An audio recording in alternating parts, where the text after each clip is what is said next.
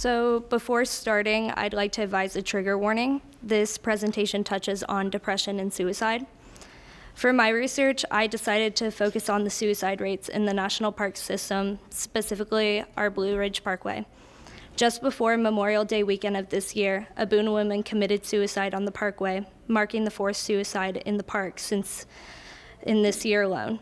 Since 2005, 22 people have committed suicide in North Carolina state parks, making suicide the leading cause of death in the park system, behind drowning and cardiac arrest.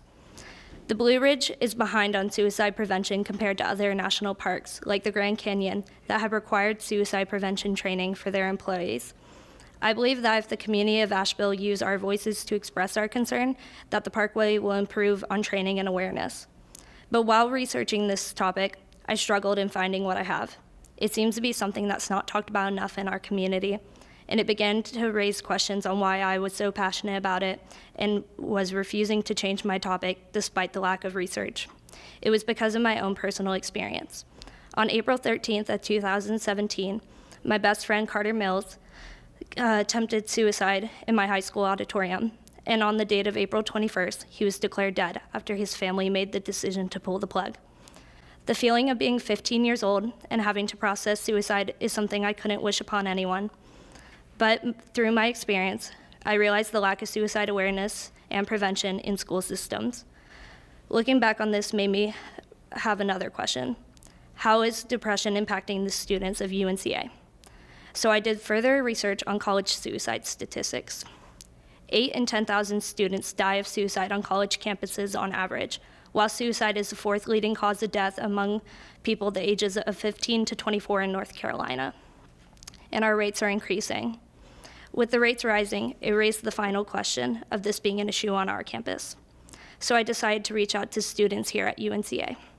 I've asked them to write letters of their experiences with depression, letting them vent out whatever they needed and respecting their stories for the better understanding of what our students are going through.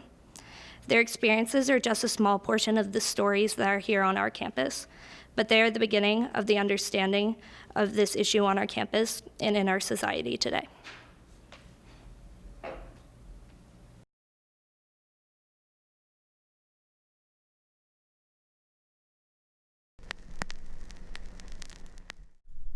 Asking friends and strangers to share their experiences with depression. I had no idea what to expect. Telling me their deepest fears, hopes, and dreams. Things they couldn't tell their friends, family, or loved ones. I hope this film gives you a voice. I hope this film helps you. You are not alone.